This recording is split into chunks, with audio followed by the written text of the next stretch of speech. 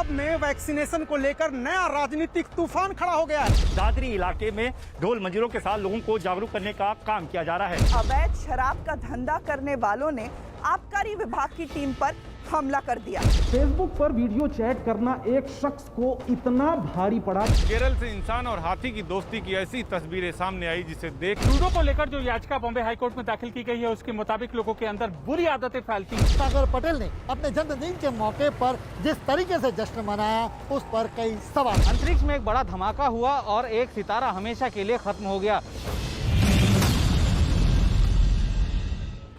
Corona के खिलाफ लड़ाई में वैक्सीन को संजीवनी माना जा रहा है, लेकिन पंजाब में वैक्सीनेशन को लेकर नया राजनीतिक तूफान खड़ा हो गया है। बीजेपी नेताओं ने आरोप लगाया है कि पंजाब सरकार केंद्र से मिलने वाली वैक्सीन को दुगुनी कीमत पर प्राइवेट अस्पतालों को बेच रही है, जो उससे भी ज्यादा कीमत लगाकर आम जनता को वैक्सीन लगा रहे हैं। बीजेपी के इस आरोप से पंजाब की सियासत में संग्राम छिड़ गया है। पंजाब में कोरोना वैक्सीन का ये मामला उछला है केंद्रीय मंत्री अनुराग ठाकुर के एक ट्वीट के बाद, जिसमें उन्होंने पंजाब सरकार को घेरते हुए वैक्सीनेशन का ब्यौरा लोगों के सामने पेश किया। अनुराग ठाकुर ने ट्वीट करते हुए लिखा है, कहीं वैक्सीन की कालाबाजारी तो कहीं कचरे में वैक्सीन, करने वाला कौन? गांधी परिवार के खासम खास मुख्यमंत्री कैप्टन अमरिंदर सिंह। समझिए कैसे। केंद्र सरकार वैक्सीन निर्माताओं से टीका खरीदकर राज्यों को बेचती है 400 रुपए प्रति डोज की दर से। पंजाब सरकार ने वही टीका प्राइवेट अस्पतालों को बेच दिया है 1060 रुपए प्रति डोज की दर से। प्राइवेट अस्पतालों ने आम जनता को वही टीका लगाया है 1560 रुपए प्रति डोज की दर से। मतलब ये कि जो टीका जनता को मुफ्त में लगाना था, कांग्रेस राज में वही टीका 3120 में लग रहा है। ये कांग्रेस की हमेशा से प्रिय 1-2 का 4 पॉलिसी है। ये सरासर विश्वासघात है। जनता माफ नहीं करेगी। बीजेपी नेताओं ने सीधे सीधे पंजाब सरकार पर वैक्सीन की कालाबाजारी का आरोप लगा दिया है, जिसके बाद पंजाब सरकार बुरी तरह घिर गई है और मौका मिलते ही विपक्ष के अन्य दल भी पंजाब सरकार पर हमलावर हो गए हैं। उधर केंद्रीय मंत्री प्रकाश जावड़ेकर और पंजाब के पूर्व सीएम सुखबीर सिंह बादल ने भी वैक्सीन की कालाबाजारी को लेकर पंजाब सरकार को घेर लिया है। पूरा पंजाब कोरोना से प्रभावित है। वहाँ वैक्सीन का मैनेजमेंट ठीक नहीं हो रहा है। वहाँ टेस्टिंग और बाकी विषयों में भी सरकार का जैसा ध्यान होना चाहिए नहीं है। और पिछले 6 महीने से यह आपसी लड़ाई उनकी चल रही है। आज तो पूरा पंजाब पार्टी और सरकार दिल्ली में है पिछले 3-4 दिन से। वहाँ पंजाब को कौन देखेगा? कैप्टन साहब ਨੂੰ ਬਣਾਇਆ ਪੰਜਾਬੀਆਂ ਨੇ ਮੁੱਖ ਮੰਤਰੀ, ਪਰ ਕੈਪਟਨ ਸਰਕਾਰ ਪੰਜਾਬੀਆਂ ਦੇ ਜਾਨਾਂ ਤੇ ਖੇਡਣ ਲੱਗੀ। ਤਾਂ ਮੈਂ ਹੈਰਾਨ ਹਾਂ। ਕੈਪਟਨ 4 ਸਾਲ ਲੁੱਟਦੇ ਹੋ ਗਏ, ਹਲੇ ਇਹਨਾਂ ਦੇ ਪੇਟ ਨਹੀਂ ਭਰੇ ਕਿ ਹੁਣ ਲੋਕਾਂ ਦੀ ਜਨਤਾ ਦੀ ਜਾਨਾਂ ਤੇ ਗਰੀਬ ਦੀ ਜਾਨਾਂ ਤੇ ਖੇਡਣ ਲੱਗ ਗਏ। मामला गंभीर था, लिहाजा पंजाब सरकार आनन फानन में हरकत में आई और वैक्सीन नीति में बड़ा बदलाव किया। अब नई नीति के तहत निजी अस्पतालों को बेची गई वैक्सीन वापस ली जाएगी। फैसला हमने लिया है, उसको वापस लो। बकायदा जो डोज को सप्लाई की जो वैक्सीन दी गई है वो सारी उसे वापस लेकर अपने स्टोर में लाओ। पंजाब सरकार पर ये आरोप ऐसे वक्त में लगे हैं जब राज्य पहले ही कोरोना के कहर से कराह रहा है और साथ ही सत्ता में कैप्टन बनाम सिद्धू की जंग छिड़ी है। दरअसल पंजाब में अमरिंदर सरकार के खिलाफ जो सियासी हालात बने हुए हैं वो किसी जंग के मैदान से कम नहीं। विरोधियों को तो छोड़िए, उनके अपने ही उनके खिलाफ मोर्चा खोले हुए हैं और यही वजह है कि कोरोना प्रबंधन को लेकर के भी अमरिंदर सरकार कटघरे में है। विपक्षी और उनकी पार्टी के नेता चौतरफा हमले अमरिंदर सिंह पर कर रहे हैं। देश में कोरोना से बुरी तरह प्रभावित राज्यों में से एक पंजाब भी है, लेकिन पंजाब की सरकार न तो संक्रमण रोक पा रही है और न ही मौत के आंकड़े कम कर पा रही है। आलम यह है कि सूबे के मुख्यमंत्री अपनी पार्टी की सियासी उठापटक और वर्चस्व की लड़ाई में व्यस्त हैं। पंजाब किस तरह से कोरोना प्रबंधन कर रहा है उसकी पोल खोल रही हैं पंजाब से आई कुछ मीडिया रिपोर्ट्स। पंजाब में कप्तानी को लेकर अमरिंदर और सिद्धू के बीच छिड़ी जंग में कोरोना के मरीज पिस रहे हैं। पूरे देश के बाकी राज्यों की तुलना करें तो पंजाब में कोरोना के मरीजों की सबसे ज्यादा मौत हो रही है। देश में कोरोना से मरने वाले मरीजों की मृत्यु दर 1.2% है, यानी 100 मरीजों में 1 से ज्यादा मौत। लेकिन पंजाब राज्य में मृत्यु दर 2.55% है, यानी कि 100 में से करीब 3 मौत। देश में सभी जिलों की तुलना में पंजाब के 2 जिलों में सबसे ज्यादा कोरोना मरीजों की मौत के आंकड़े सामने आए। इनमें संगरूर और तरन तारण जिले हैं, जहां कोरोना से सबसे ज्यादा मौत हो रही है। पंजाब में कोरोना से हो रही मौतों के लिए सीधे सीधे सरकार की लापरवाही जिम्मेदार है। कोरोना संक्रमण से जूझ रहे लोगों के इलाज की बात तो छोड़िए, उनको फ्री वैक्सीन देने का वादा भी पूरा नहीं हो पा रहा है। गौरतलब है कि अमरिंदर सरकार ने आम जनता को फ्री वैक्सीन देने का वादा किया था। पंजाब से आ रही मीडिया रिपोर्ट्स को देखिए, आपकी आंखें खुली रह जाएंगी। बीजेपी ने जो आरोप लगाए हैं उससे पहले कुछ मीडिया रिपोर्ट्स इस बात का इशारा कर रही हैं कि पंजाब में कैसे वैक्सीन से मुनाफाखोरी का सरकारी खेल चल रहा है। मीडिया रिपोर्ट बता रही हैं कि पंजाब में सरकारी केंद्रों पर जनता को मुफ्त लगाए जाने वाले टीके प्राइवेट अस्पतालों को दे दिए गए। एक रिपोर्ट के मुताबिक पंजाब की सरकार ने कोवैक्सीन की 20,000 शीशियां प्राइवेट अस्पतालों को बेच दी। कोवैक्सीन की 20,000 शीशियां बेचकर मोटा मुनाफा कमाया गया। कहीं जो है वो वैक्सीन है जैसे पंजाब, और उन्होंने वो प्राइवेट अस्पतालों को बेच दिया, उसमें मुनाफाखोरी कर रहे हैं। कहा जा रहा है कि 20,000 वैक्सीन जो उनके पास थे वो उन्होंने प्राइवेट अस्पतालों को बेच दिया। यानी कम वैक्सीन मिलने का दावा ठोकने वाली पंजाब सरकार जनता को टीका देने से पहले प्राइवेट अस्पतालों से मुनाफा कमाने में जुटी है। पंजाब की सरकार कोरोना से लड़ने के बजाय राज्य में खड़े हुए नेतृत्व के संकट से लड़ रही है। पंजाब में लोग कोरोना से मर रहे हैं और सरकार के मुखिया, मंत्री और तमाम नेता दिल्ली में डेरा जमाए हुए हैं और कांग्रेस की कमेटी के सामने अपनी सफाई पेश कर रहे हैं। आलम यह है कि जिन लोगों के हाथ में कोरोना से लड़ने की कमान है, वो दिल्ली की बैठकों में एक दूसरे पर आरोप प्रत्यारोप कर रहे हैं। दरअसल पंजाब में चल रही कप्तानी की जंग में अपना अपना पाला भारी करने में जोर लगाया जा रहा है। नवजोत सिंह सिद्धू के गुट ने कैप्टन के विरुद्ध विद्रोह छेड़ दिया है। इस विद्रोह से निपटने के लिए कैप्टन को ज्यादा समर्थन की जरूरत है, इसलिए आम आदमी पार्टी के 3 बागी विधायक को कांग्रेस से जोड़ा गया। इन तीनों विधायकों ने कांग्रेस से जुड़ते ही कैप्टन से मुलाकात भी की। यानी साफ है कि विद्रोह से निपटने के लिए कैप्टन अपना पाला भारी करने में जुटे हैं। सियासी वर्चस्व की इस जंग में पंजाब की जनता पिस रही है।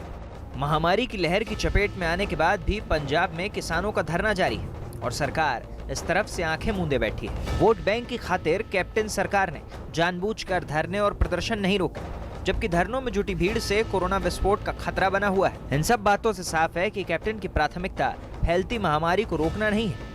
अब से कुछ दिन पहले कैप्टन ने सांसदों के जरिए भी राजनीति छेड़ी। पंजाब सरकार की तरफ से पार्टी सांसदों को कहा गया कि मेडिकल सप्लाई को कम बताते हुए केंद्र सरकार को घेरा जाए।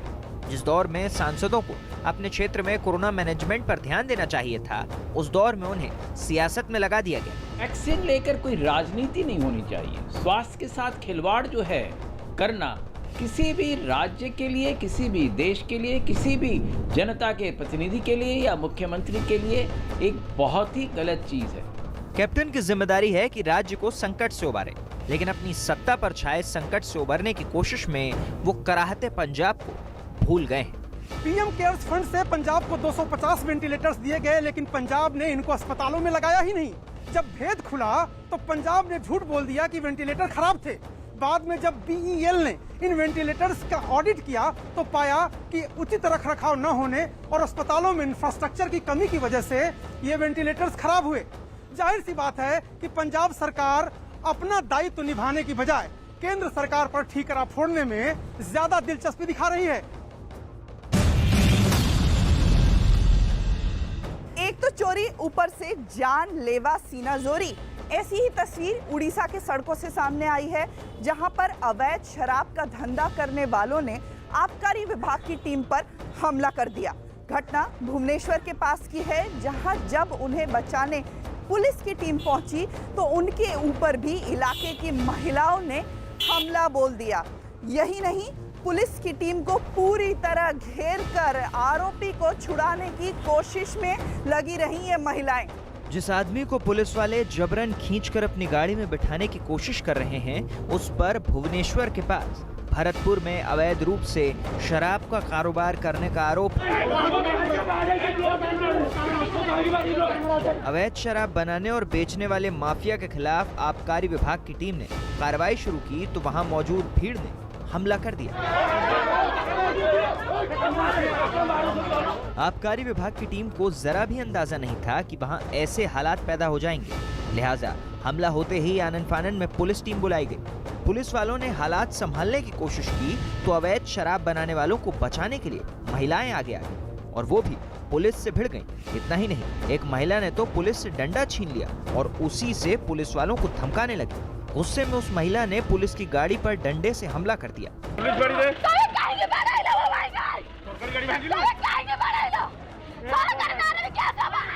इतने हंगामे के बावजूद जब पुलिस आरोपियों को ले जाने की कोशिश करने लगी तो एक महिला पुलिस की गाड़ी के अगले हिस्से पर बैठ गई और आरोपियों को छोड़ने की जिद करने लगी। इसके बाद हालात और बिगड़ गए। पुलिस और आबकारी विभाग के साथ हाथापाई करने वालों ने एक पुलिस वाले को धक्का दे दिया।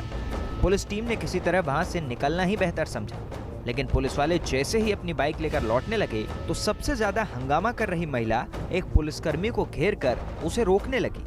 पुलिस के मुताबिक आबकारी टीम को ये जानकारी मिली थी कि भरतपुर इलाके में अवैध शराब का धंधा चल रहा है। जब टीम वहां छापेमारी के लिए पहुंची तो वहां पर उनके साथियों ने हमला कर दिया। पुलिस के मुताबिक इस हमले में 5 कर्मचारी घायल हुए हैं, जिनमें 2 महिला कांस्टेबल भी शामिल हैं। पुलिस ने 4 आरोपियों को गिरफ्तार किया है। ये वारदात बताती है कि उस इलाके में शराब का अवैध कारोबार कर रहे लोगों के हौसले कितने बुलंद हैं। पुलिस को पूरे इंतजाम के साथ सख्त कानूनी कार्रवाई करनी होगी ताकि नशे का कारोबार करने वाले लोग अपने अवैध कारोबार से दूसरों की जिंदगियों को खतरे में न डाल सके और अपराधियों में भी कानून का खौफ कायम रहे। अवैध शराब का ये धंधा न सिर्फ गैर कानूनी है बल्कि देश के लिए बहुत बड़ा खतरा है, जहां पर हर साल देखा जाता है कि ऐसे ही अवैध ठेकों से शराब पीने के बाद कई लोगों की मौत हो जाती है। हालांकि इसको लेकर के कड़े कानून है, प्रावधान है, लेकिन बावजूद इसके ग्रामीण इलाकों में ऐसी घटनाएं ज्यादा होती हैं क्योंकि वहां पर आबकारी विभाग और पुलिस की टीमें कम पहुंच पाती हैं। लोगों को ये समझना होगा कि ये न सिर्फ गैर कानूनी है बल्कि लोगों की जान के साथ खिलवाड़ का मसला है। कोरोना महामारी के इस दौर में बड़ी हस्तियों से ये उम्मीद की जाती है कि वो लोगों को बीमारी से बचने के लिए जागरूक करेंगे, लेकिन गुजरात से एक तस्वीर सामने आई है वो हैरान कर देती है। गुजरात के लोक गायक सागर पटेल ने अपने जन्मदिन के मौके पर जिस तरीके से जश्न मनाया उस पर कई सवाल खड़े हो रहे हैं। ये चाल, हाथ जोड़कर नमस्कार और अभिवादन का ये अंदाज, तलवार से केक काटना, डांस करते हुए तलवार भांजना, दोस्तों के साथ मस्ती और वीडियो बनवाने के लिए कार पर ये अदा, इस तरीके से जन्मदिन मनाने वाला ये कोई मामूली शख्स नहीं, ये है गुजरात के मशहूर लोक गायक सागर पटेल। और जब इस नामचीन हस्ती ने इस तरीके से जन्मदिन मनाया तो वीडियो तो वायरल होना ही था। सोशल मीडिया पर यह वीडियो वायरल हुआ भी। इस वीडियो में 1 या 2 नहीं, कुल 13 केक नजर आए। सागर पटेल के नाम से 10 शुरुआती अक्षर के 10 केक और 3 में से 2 उनके गाने के थीम पर, एक सागर भैया और दूसरा जिगर जान, और बीच में राज मुकुट जैसी आकृति वाला केक। मानो ये बता रहा हो कि गुजराती लोकगीत के शहंशाह तो इस दौर में वो ही हैं। जन्मदिन मनाने के लिए जिस जगह को चुना गया वहाँ चारों तरफ गाड़ियों को लगाने की बड़ी जगह थी। रात के अंधेरे में जन्मदिन की रौनक बढ़ाने के लिए कारों की रोशनी और माहौल को मस्त करने के लिए उन्हीं का गाया गाना तू जिगर जान।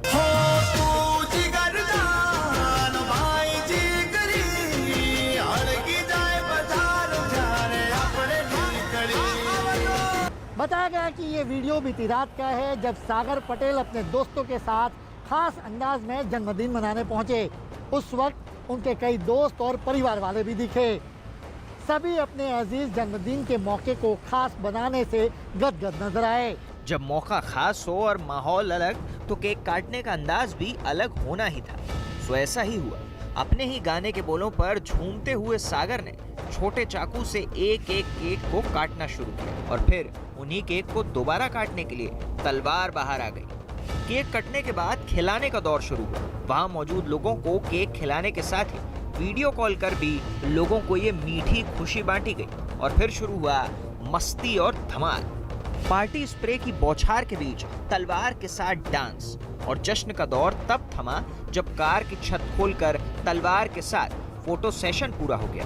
चूंकि ये वक्त कोरोना महामारी का है, इसलिए इस पर सवाल उठने लगे।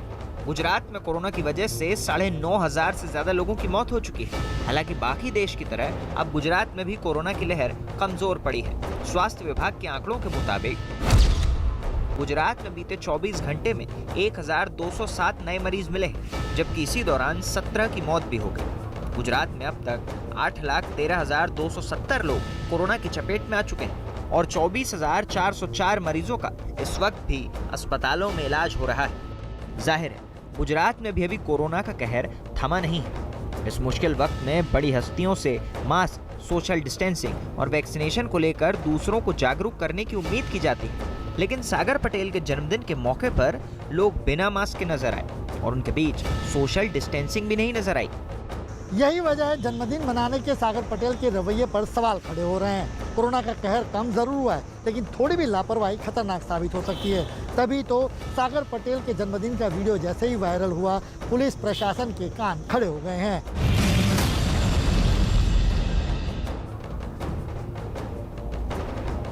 फेसबुक पर वीडियो चैट करना एक शख्स को इतना भारी पड़ा कि अब उससे 1 करोड़ रुपए की फिरौती मांगी जा रही है। किसी आदमी से फिरौती तब मांगी जाती है जब उसके किसी अजीज का अपहरण हुआ हो या कोई कीमती चीज बदमाशों के कब्जे में हो, लेकिन इस केस में ऐसा कुछ नहीं है। फिरौती मांगने की वजह जानकर आप हैरान रह जाएंगे। इस केस में फंसे शख्स से फिरौती मांगने की शुरुआत हुई मैसेंजर पर आए एक मैसेज के बाद। मैं आपके साथ वीडियो चैट करना चाहती हूँ। आप खुलकर मुझसे बात कर सकते हैं। किसी भी बात को कहने में हिचकिचाना नहीं। यदि आपको भी फेसबुक या मैसेंजर पर इस तरह के मैसेज आ रहे हैं तो सावधान हो जाएं, क्योंकि इन्हीं मैसेज के जरिए हो सकती है एक बड़ी वारदात की भूमिका की शुरुआत। जैसे जैसे सोशल मीडिया की पहुंच बढ़ी, वैसे वैसे इन प्लेटफॉर्म पर ठगी करने वाले साइबर क्रिमिनल भी सक्रिय हो गए। इन दिनों पूरे देश में एक रैकेट काम कर रहा है, जिसके सदस्य सबसे पहले फेसबुक पर फर्जी आईडी बनाते हैं, जिसमें एक खूबसूरत सी दिखने वाली लड़की की तस्वीर होती है। उसकी फ्रेंड रिक्वेस्ट आपके पास आएगी। अगर आपने फ्रेंड रिक्वेस्ट एक्सेप्ट कर ली तो उसके बाद शुरू होता है असली खेल। अधिकतर लोग सुंदर लड़की की तस्वीर देखकर फ्रेंड रिक्वेस्ट एक्सेप्ट कर लेते हैं। उसके बाद फेक आईडी से आपके मैसेंजर पर मैसेज आएगा और कुछ ही देर के बाद आपसे व्हाट्सएप नंबर मांगा जाएगा। आपने व्हाट्सएप नंबर दे दिया तो बात व्हाट्सएप के जरिए होगी, और व्हाट्सएप नंबर नहीं दिया तो बात मैसेंजर के जरिए आगे बढ़ेगी और फिर आपको हनी ट्रैप और अश्लील मैसेज के जाल में फंसाकर शुरू होता है शर्मसार करने वाला फिरौती मांगने का धंधा। हम आपको दिल्ली के रहने वाले एक ऐसे ही शख्स से मिलवाने वाले हैं। 1-2 दिन पहले मेरे साथ एक ऐसा इंसिडेंस हुआ है कि मेरे को फेसबुक पे फ्रेंड रिक्वेस्ट आती है, ठीक है, पूजा करके, पूजा उस नाम से, तो मैंने एक्सेप्ट कर ली। भाई गलती इसमें सारी मेरी है। देखो मैं आपको साफ बताना चाहूँगा, मैंने एक्सेप्ट कर ली। एक्सेप्ट करने के बाद उसने मेरे से 1-2 बातें करी। मैंने कहा आप मेरे को जानते हो? नहीं जानते, ये है वो है, ऐसे ऐसे करके बात हुई। उसने कहा नहीं मैं नहीं जानती, पर आप बहुत अच्छे लगते हो, ये है वो है। मैंने कहा आपकी आईडी फेक है क्योंकि आपने फ़ोटो किसी और की लगा रखी है। तो फिर मैंने कहा अच्छा, तो कह रही नहीं मेरी रियल आईडी है, पर मैंने फ़ोटो किसी और की लगा रखी है, बेशक आप वीडियो कॉल करके देख लो। दोस्ती के बाद फेक आईडी वाली लड़की ने मैसेंजर पर मैसेज भेजा कि क्या आप न्यूड वीडियो चैट करना चाहते हैं। शिकार ने चारा लपका और फंस गया। जैसे ही वीडियो चैट शुरू हुई, बिना कपड़ों वाली लड़की के साथ लड़के की वीडियो रिकॉर्ड कर ली गई और ये सारी कहानी शुरू हुई मैसेंजर पर आए एक मैसेज के बाद। ऐसे मैंने उसको वीडियो कॉल करा तो उस पर एकदम न्यूड लड़की, मतलब न्यूड थी लड़की, और उल्टी सीधी चीज़ें दिखा रही थी, गंदी गंदी चीज़ें, मतलब जो भी होता है, मतलब वो सब चीज़ें मेरे को दिखा रही थी। और इतनी मतलब ज़्यादा नहीं, 30 सेकंड की क्लिप होगी बस। और मैं उस पर वीडियो कॉल पे देख रहा था, मतलब फिर मैंने फ़ोन काट दिया। मैंने कहा ये तो तूने कोई रिकॉर्डिंग चला रखी है, मेरे को पागल बना रही है। तू कह रही पागल तो अब नहीं बनाया, अब मैं तेरे को पागल देख कैसे बनाता हूँ। फिर बनाता हूँ पे आ गया वो लड़का था जो, फिर मेरे को कह रहा कि भाई ये देख तेरी वीडियो। मैंने कहा कौन सी वीडियो? उसने मेरे को भेजी, उसने स्क्रीन रिकॉर्ड कर रखा था सारा का सारा, और उसने मेरे को वीडियो भेजी और कह रहा है कि मेरे को गूगल अकाउंट में 8,000 रुपये भेज दे, नहीं तो ये मैं तेरी वीडियो वायरल कर दूंगा।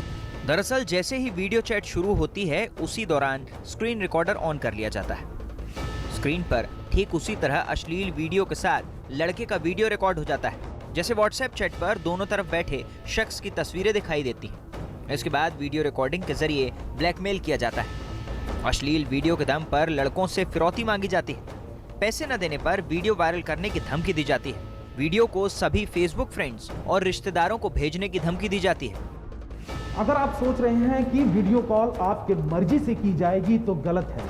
आपके मर्जी के बगैर वीडियो कॉल बार बार की जाएगी, और अगर आपने कॉल अटेंड किया तो ठग का काम पूरा हो जाता है। फर्जी वीडियो के दम पर साइबर ठग आपके सम्मान का सौदा करने लग जाते हैं, और आपको बार बार धमकी दी जाती है कि अगर पैसे नहीं मिले तो अश्लील वीडियो वायरल कर दिया जाएगा। अब हम आपको मिलवाते हैं हरियाणा के करनाल में रहने वाले एक ऐसे शख्स से जो इस गैंग के झांसे में आते आते बच गया। करनाल के इंद्री के रहने वाले एक व्यक्ति ने थाने में FIR दर्ज करवाई है। खुद उसकी जुबानी सुनिए कि वो ठगी का शिकार कैसे हुआ। मैं लेटा ही हुआ था तो फेसबुक चला था, तो उसी टाइम मेरे पास किसी का मैसेज आया फेसबुक पर। हाय हेलो से शुरुआत हुई, लेकिन तुरंत 15 से 20 मिनट के अंदर अंदर ही सीधा ये मैसेज आता है कि आप वीडियो कॉल में इंटरेस्टेड हो। मैंने कहा नहीं। उन्होंने कहा फिर रिप्लाई आया कि न्यूड वीडियो सेक्स से आप इंटरेस्टेड हो। तब मैंने कहा नहीं। मैं इग्नोर किया 1-2 बार, तो फिर साथ के साथ ही तुरंत मेरे पास वीडियो कॉल आनी शुरू हो गई, जिसको मैं इग्नोर करता गया। लेकिन बार बार जो है वीडियो कॉल आती रही, इसमें काफ़ी ज़्यादा परेशान भी हो गया।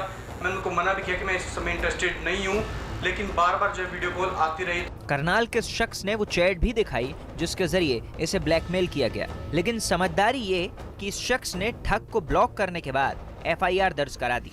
ये 2-3 फोटो लगाते हैं ऐसी कि काफ़ी लोग जो है अटैक हो जाते हैं, काफ़ी सुंदर लड़कियों की फ़ोटो लगा देते हैं। और सबसे बड़ी बात ये कि फ़ोटो ज़्यादा पुरानी नहीं होती, तुरंत की वो फ़ोटो होती है। ऐसे में लोगों को समझ जाना चाहिए कि फ़ोटोज़ पे आकर्षित नहीं होना चाहिए, तुरंत इसकी जानकारी पुलिस को देनी चाहिए। इन ठगों के झांसों में कोई भी आसानी से फंस सकता है, क्योंकि अचानक किसी भी शख्स को वीडियो कॉल करके अश्लील वीडियो के साथ उसका चेहरा चस्पा कर देते हैं। तो फिर ऐसे में क्या करें? फेसबुक पर अनजान शख्स की फ्रेंड रिक्वेस्ट एक्सेप्ट ना करें। अगर आपका वीडियो बन भी जाता है तो ठग को फिरौती ना दें। मामले की सूचना नजदीकी साइबर क्राइम थाने में जरूर दें। तो मेरा सभी जितने भी हमारे लोग इस आपके चैनल के मार्फत इसको देख पा रहे हैं, मैं सभी से अनुरोध करना चाहूँगा कि इस प्रकार के झांसे में ना आए।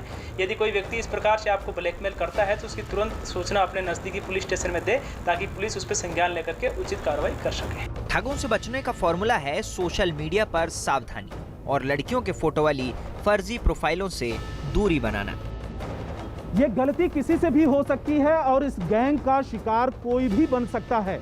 बस आपको सावधानी बरतनी है। अगर आपके साथ भी कुछ ऐसा होता है तो इसकी जानकारी साइबर क्राइम थाने में जरूर दें, क्योंकि ये गैंग आपकी एक छोटी सी गलती के इंतजार में है, और अगर वो हुई तो आपके लिए बड़ी परेशानी बन सकती है। हालांकि पुलिस IP एड्रेस के जरिए इस गैंग तक पहुंचने की कोशिश में है, लेकिन तकनीक के माहिर ये ठग पुलिस से 2 कदम आगे ही नजर आ रहे हैं। हाथी इंसानों का सबसे अच्छा दोस्त माना जाता है। हाथी ऐसा जानवर है जो इंसान की भावनाओं को भी समझता है। केरल से इंसान और हाथी की दोस्ती की ऐसी तस्वीरें सामने आई जिसे देखकर लोगों की आंखें भी नम हो गई। हाथी किस तरह सोचते हैं, हाथी कैसे होते हैं, ऐसे इस वीडियो से समझा जा सकता है। ये तस्वीर केरल के कोट्टायम की है। घर के बरामदे पर जिस शख्स का शव रखा है वो एक महावत था, जिसकी 74 साल की उम्र में कैंसर से मौत हो गई। रोते बिलखते परिजनों के बीच अपने महावत के अंतिम दर्शन के लिए हाथी आया तो शांत होकर खड़ा हो गया।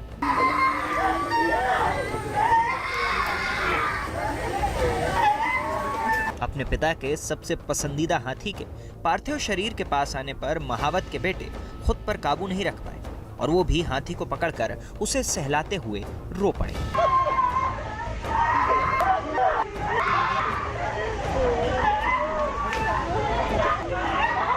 दिल को छू लेने वाले इस मौके पर घर वालों का सब्र जवाब दे गया और हर तरफ से रोने की आवाज तेज होने लगी।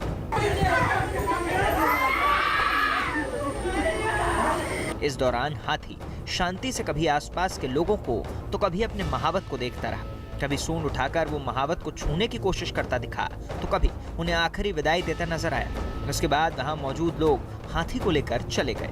बताया जाता है 60 साल से हाथियों को पाल रहे महावत ओमन चेतन पिछले 25 सालों से हाथी को पाल रहे थे। उनके बारे में बताया जाता है कि ओमन चेतन ने हाथियों को कभी मारा नहीं बल्कि उनसे हमेशा प्यार करते थे। इस हाथी को इसीलिए उनके अंतिम संस्कार से पहले दर्शन के लिए लाया गया। चूंकि इस हाथी और महावत के बीच गहरी दोस्ती थी, इसलिए महावत के अंतिम संस्कार की जगह से हाथी के 20 किलोमीटर दूर होने के बावजूद उसे लाया गया। घर वालों से लेकर गांव वाले शव को शमशान ले जाने से पहले हाथी का इंतजार करते रहे और हाथी के आने के बाद माहौल ऐसा बना कि लोगों की आंखों में आंसू आ गए। कई लोगों ने इस लम्हे को अपने मोबाइल फोन में कैद कर लिया। इंसान और जानवर का रिश्ता धरती पर सबसे अनोखा है। केरल के इस हाथी और उसके साथी महावत की दोस्ती ने इसको एक बार फिर साबित किया है। यही वजह है कि इलाके के हर व्यक्ति की जुबां पर हाथी और उसके साथी महावत की चर्चा हर जुबां पर है। बॉलीवुड एक्ट्रेस जूही चावला पर 20 लाख रुपए का जुर्माना किया गया है। दिल्ली हाई कोर्ट ने 5G रेडिएशन पर दायर याचिका को खारिज किया और साथ ही जूही चावला की जो दायर याचिका थी उसमें सीधे तौर पर यह कहा गया कि जो भी उसमें आशंकाएं जताई गई हैं उसमें किसी भी तरह का आधार साबित नहीं होता है और साथ ही साथ पिछली सुनवाई में गाना गाने वाले शख्स के खिलाफ भी सख्त आदेश दिया गया। पर्यावरण और इंसानों पर 5G रेडिएशन के बुरे असर को आधार बनाकर जूही चावला ने जो याचिका दायर की थी वो उन्हें बहुत महंगी पड़ी। दिल्ली हाई कोर्ट ने उनकी याचिका को पब्लिसिटी स्टंट करार दिया है। दिल्ली हाई कोर्ट ने कहा कि आपने अदालत का कीमती वक्त बर्बाद किया। ये इसी बात से जाहिर होता है कि अदालत की सुनवाई का वीडियो लिंक अपने फैंस के साथ शेयर कर दिया। पब्लिसिटी के लिए आपने कोर्ट का वक्त बर्बाद किया। याचिकाकर्ता ने कानूनी प्रक्रिया का गलत इस्तेमाल किया है। इसी वजह से जूही चावला पर 20 लाख रुपए का जुर्माना लगाया जाता है। दिल्ली हाई कोर्ट ने जूही चावला के वकील से कहा कि ऐसा लगता है कि इस मुकदमे को पब्लिसिटी के लिए दायर किया गया था, इसीलिए तो सोशल मीडिया पर इसकी सुनवाई का लिंक शेयर किया गया। कोर्ट ने दिल्ली पुलिस से यह भी कहा कि उस शख्स के खिलाफ भी उचित कार्रवाई होनी चाहिए जिसने पिछली सुनवाई में गाना गाया था। अभिनेत्री जूही चावला ने देश में 5G वायरलेस नेटवर्क स्थापित करने के खिलाफ 1 जून को दिल्ली हाई कोर्ट का रुख किया था। उन्होंने नागरिकों, जानवरों, वनस्पतियों और जीवों पर 5G रेडिएशन के खतरों को लेकर आशंका जताई थी। जूही ने अपनी याचिका में लिखा था कि देश में 5G टेस्टिंग और उसे स्थापित करने की प्रक्रिया रोकी जाए, लेकिन पिछली सुनवाई में जूही ने हाई कोर्ट का वीडियो लिंक इंस्टाग्राम पर शेयर कर दिया था, जिसकी वजह से अदालत ने याचिका को लेकर उनकी गंभीरता पर सवाल उठाए। दिल्ली हाई कोर्ट ने जूही चावला के वकील से कहा कि नियमों के तहत उन्होंने 1.5 लाख से ज्यादा की फीस भी जमा नहीं करवाई है। 1 हफ्ते के भीतर उन्हें ये फीस जमा करानी होगी और साथ ही 20 लाख रुपए का जुर्माना भी देना होगा।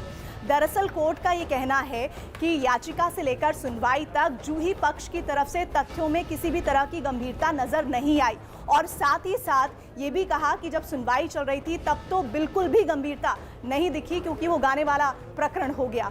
इस मामले में कोर्ट ने यह भी कहा कि जूही पक्ष की तरफ से दायर की गई ये याचिका कानूनी सलाह पर दायर की गई। कोरोना के नाम पे ठगी का ऐसा मामला सामने आया है जिसने मुंबई पुलिस के होश उड़ा कर रख दिए हैं। किराए पर लिए गए बैंक खातों को इंटरनेट के जरिए जोड़कर ये पूरी ठगी की वारदात अंजाम तक पहुंचाई जाती थी। दिल्ली, मुंबई, कर्नाटका, साथ ही साथ गुजरात तक ये पूरा नेक्सस फैला हुआ था। दवाओं और आयुर्वेदिक हर्बल प्रोडक्ट्स के नाम पर ये पूरी ठगी की वारदात को अंजाम दिया जाता था। इससे जरूरी है कि जब भी आप इंटरनेट पर किसी भी तरह के हर्बल प्रोडक्ट या दवाओं का ऑर्डर कर रहे हैं तो सचेत हो जाएं। देश में लाखों लोग ऑनलाइन शॉपिंग करते हैं। कोरोना के दौरान बाजार बंद होने से ऑनलाइन शॉपिंग बहुत ज्यादा बढ़ गई है। इसी का फायदा उठाते हुए ठगों के एक ऑनलाइन गिरोह ने धोखाधड़ी का ऐसा रैकेट बनाया जो बेहद हैरान करने वाला है। कोरोना में आयुर्वेदिक दवाएं और हर्बल चीजों की बिक्री के लिए ई-कॉमर्स समेत कई नाम से वेबसाइट्स बनाई। इसमें तरह तरह के आयुर्वेदिक प्रोडक्ट और कोरोना से लड़ने के लिए इम्यूनिटी बढ़ाने वाली दवाएं बेची जाती थी। जैसे ही कोई आदमी इन दवाओं के लिए ऑनलाइन ऑर्डर करता और दिए हुए बैंक खाते में पैसे ट्रांसफर करता, उसके कुछ देर बाद खाता बंद हो जाता था। मुंबई पुलिस इस बात से हैरान है कि दवाइयों और हर्बल प्रोडक्ट्स के लिए ऑनलाइन ठगी के इस रैकेट में किराए पर लिए गए बैंक खातों का इस्तेमाल किया जाता था। यानी कि पहले बेरोजगारों को ढूंढा जाता था, उनके बैंक खाते खुलवाए जाते थे और फिर ऑनलाइन ठगी के लिए उनका इस्तेमाल किया जाता था। मुंबई पुलिस के मुताबिक आयुर्वेद और हर्बल प्रोडक्ट के नाम पर ऑनलाइन ठगी का ये पूरा रैकेट कुछ नाइजीरियन लोग अपने आसपास के लोगों के साथ मिलकर चला रहे थे। पुलिस ने 16 बैंक खाते सीज किए हैं। 64 लोगों से ऑनलाइन ठगी की गई है। मुंबई, हरियाणा, गुजरात और कर्नाटक के लोगों से धोखाधड़ी हुई। ठगी करने वालों के बैंक खातों में करीब 5 करोड़ रुपए से ज्यादा हैं। बैंक खातों को किराए पर लेने के लिए 2 से 3% कमीशन दिया जाता था। इसमें क्या करते हैं कि नए क्लाइंट्स को, नए नागरिकों को बुलाया जाता है कि भाई तुम अकाउंट खोल के दे दो, आपके अकाउंट में पैसा आएगा, उसके बाद आपको कमीशन दिया जाएगा और उसके बाद फिर वो पैसे विड्रॉ कर लेते हैं। कभी कभी ऐसा भी होता है कि विड्रॉ एक ही ज़्यादा अमाउंट है तो एक ही बैंक में से ATM से विड्रॉ नहीं होते, मोस्टली वो ATM का इस्तेमाल करते हैं। ये अपने आप में बेहद हैरान करने वाला मामला है कि ठगी करने के लिए किसी और का बैंक खाता किराए पर लिया जाए। मुंबई पुलिस नाइजीरिया के इस गिरोह की तलाश में कई और साइबर सबूत तलाश रही है। कोरोना काल में आयुर्वेदिक दवाओं की मांग तेजी से बढ़ी है। जब ऑनलाइन ठगी करने वाले इन लोगों ने ये देखा कि लगातार सुबह से शाम तक टीवी पर आयुर्वेदिक दवाओं के विज्ञापन चल रहे हैं, तो ऐसे में इन्होंने किराए पर बैंक खातों को लेकर अपने कारोबार को शुरू किया। हर्बल प्रोडक्ट्स और दवाओं के नाम पर ठगी का यह पूरा कारोबार तेजी से चलता रहा। जब कुछ लोग इसमें फंस गए तो ऐसे में इन लोगों ने नाइजीरियन सिंडिकेट का इस्तेमाल कर अलग अलग राज्यों में इसे ऑपरेट करना शुरू किया। इसलिए आप सचेत हो जाएं, जब कभी ऑनलाइन प्रोडक्ट या हर्बल चीजों का ऑर्डर करें तो ऐसे में सबसे पहले कंपनी की जांच जरूर कर लें, क्योंकि एक बार पैसे जाने के बाद ये खाते बंद हो जाएंगे और सिवाय पछताने के आपके पास कोई रास्ता नहीं बचेगा। देश में वैक्सीनेशन अभियान में तेजी लाने के लिए अलग अलग कोशिशों को अंजाम दिया जा रहा है। इसी कड़ी में दिल्ली से सटे गौतम बुद्ध नगर के दादरी इलाके में ढोल मंजीरों के साथ लोगों को जागरूक करने का काम किया जा रहा है। दादरी विधायक तेजपाल नागर की अगुवाई में लोगों का काफिला गलियों में निकलता है और वैक्सीन को लेकर उड़ रही अफवाहों को विराम लगाने की कोशिश करता है। ये तस्वीरें कोरोना के खिलाफ उसी अभियान का हिस्सा हैं जिसे इस वक्त पूरे देश में युद्ध स्तर पर चलाया जा रहा है। लोग टीके को लेकर जागरूक हों, इसलिए गौतम बुद्ध नगर जिले के बसेड़ा दादरी गांव में बैंड बाजा और वैक्सीन की मुहिम शुरू की गई और इस मुहिम को अंजाम तक पहुंचा रहे हैं स्थानीय विधायक तेजपाल नागर, जो खुद माइक लेकर लोगों को वैक्सीनेशन के प्रति जागरूक कर रहे हैं।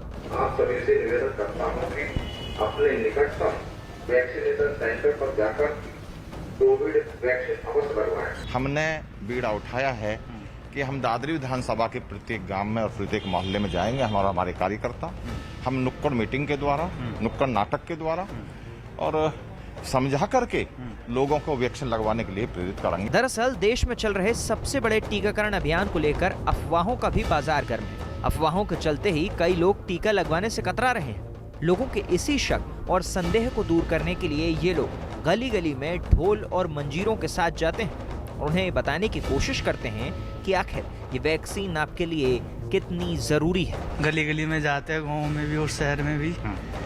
इसी तरह हम लोगों को गली गली में जाके जागरूक करते हैं। देश के अलग अलग इलाकों में अभी भी कई ऐसे लोग हैं जो कि अफवाहों पर भरोसा कर रहे हैं और वैक्सीन को अपनी जान का दुश्मन समझ रहे हैं।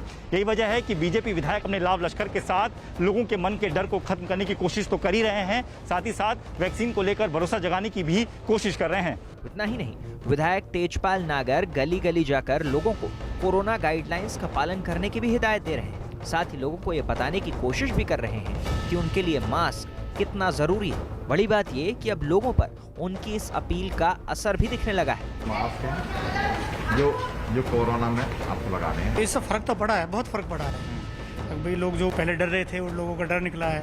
अभी विधायक जी भी आए थे पिछली बार, भाई लोगों को समझाया घर घर जाके। दावा किया जा रहा है कि जिस तरह के अभियान को बसेड़ा दादरी गाँव में चलाया गया है, कुछ वैसा ही अभियान गाँव तक चलाने की कोशिश की जा रही है। कोरोना काल का सबसे अचूक वाक्य ही यही है कि आपकी सावधानी और वैक्सीनेशन ही आपको कोरोना से बचा सकता है। यही वजह है कि ऐसे जागरूक अभियानों की बदौलत न सिर्फ लोगों के मन से वैक्सीनेशन को लेकर डर खत्म हो रहा है, बल्कि लोग अपने आसपास के लोगों को भी टीका लगवाने के लिए जागरूक कर रहे हैं, क्योंकि यही जागरूकता और यही सावधानी कोरोना के खिलाफ एक धारदार हथियार साबित हो सकती है।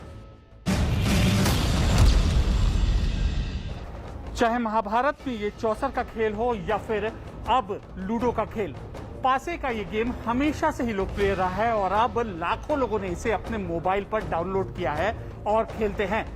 लेकिन ये किस्मत का खेल है या फिर कौशल का, इसका जवाब अब आपको अदालत से मिलेगा।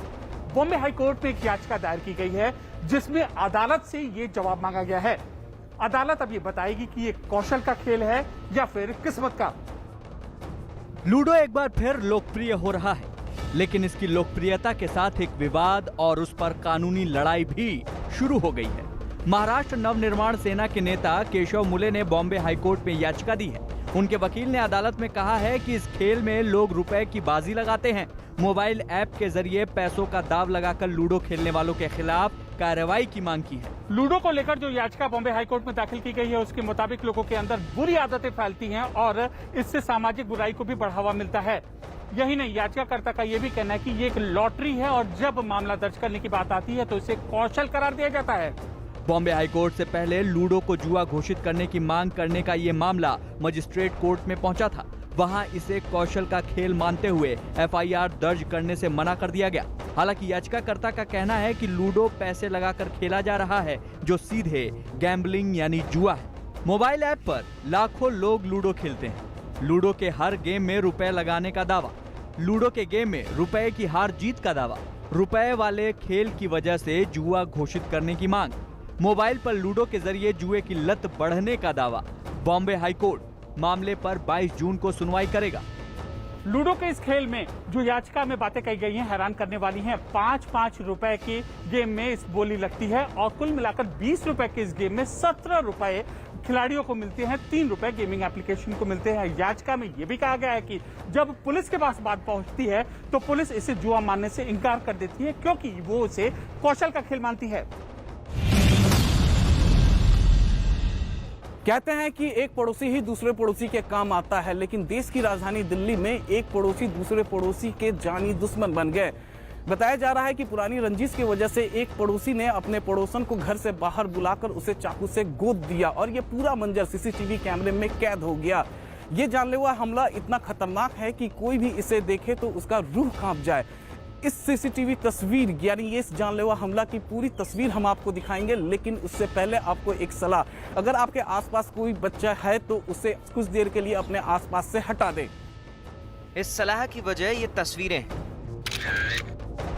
भले ही ये सीसीटीवी की तस्वीरें हैं और इनमें आवाज नहीं है, लेकिन एक हैवान की शैतानी हरकत की गूंज इन तस्वीरों के हर फ्रेम में है। एक कैमरे ने राजू नाम के इस टोपी वाले शख्स को एक के बाद एक 5 ताबड़तोड़ हमले करते हुए कैद किया।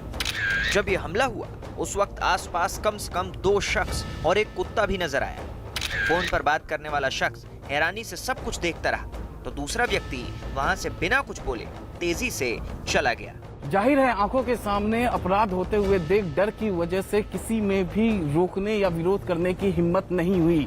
देश के शहरों में यह चलन बढ़ता जा रहा है और इसी वजह से अपराधियों का हिम्मत बढ़ता जा रहा है। बताया जा रहा है कि हमलावर पहले से ही बीसी यानी बैड कैरेक्टर घोषित था, उस पर पहले से ही कई मुकदमे दर्ज थे।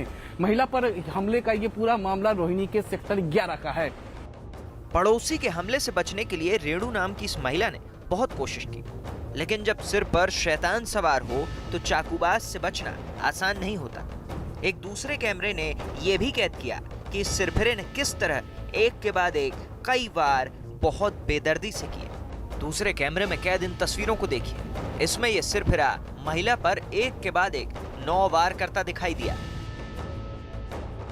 इस कैमरे में राजू के 3 वार के बाद ही महिला फर्श पर गिर गई, लेकिन इसके सिर पर सवार खून ठंडा नहीं पड़ा। घिसट घिसट कर पीछे हट रही महिला के साथ वो आगे बढ़ता रहा और फिर एक के बाद एक कई वार करता रहा। तभी एक आदमी हिम्मत कर मौके पर पहुंचा और उसने हमलावर को समझाने की कोशिश की। पूरी घटना को देखने के बावजूद वो हमलावर को पकड़कर समझाता और रोकता भी नजर आया। अब इस हमले के कई चश्मदीद सामने आकर आंखों देखी बयां कर रहे हैं। घर के बाहर आवाज आई तो निकल के देखा कि एक पड़ोसी को ताबड़तोड़ चाकुओं से हमला कर रहा था, जो कि हमारे घर के सीसीटीवी फुटेज में भी है और ये पहले से ही बीसी है। इनका आपस में पहले 1-2 बार रंजिश हो चुका है, जिसमें कोई भी कानूनी कार्रवाई नहीं हुई।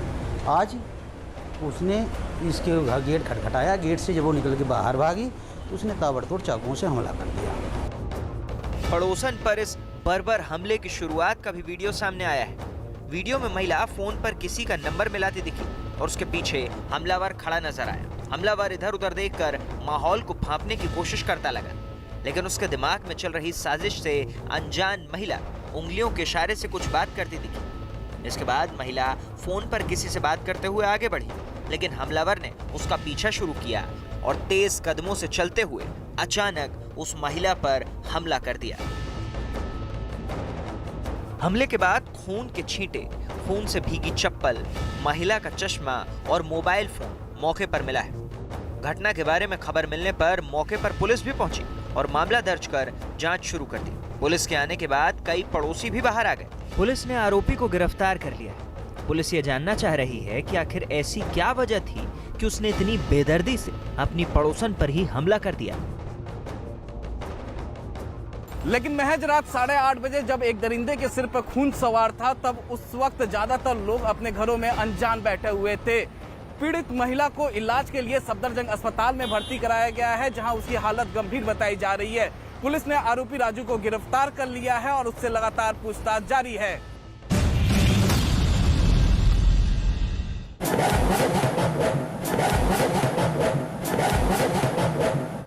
कबाब के खेल में करोड़ों की चपत लगने के किस्से आपने शायद ही सुने होंगे। चीन में एक ऐसा ही वाकया सामने आया है जहां करोड़ों की कार के साइलेंसर से कबाब पकाने की कोशिश में कार खाक हो गई और एक झटके में करोड़ों की चपत लग गई।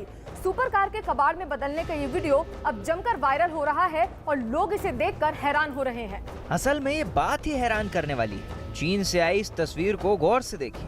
कार के पीछे बैठे इस शख्स के हाथ में जो कुछ नजर आ रहा है वो कबाब है, और जिस कार के पीछे शख्स बैठा हुआ है वो भी कोई मामूली कार नहीं, ये सुपर कार है लैम्बोर्गिनी। वो कार जिसकी कीमत ही करीब 3 करोड़ रुपए से शुरू होती है।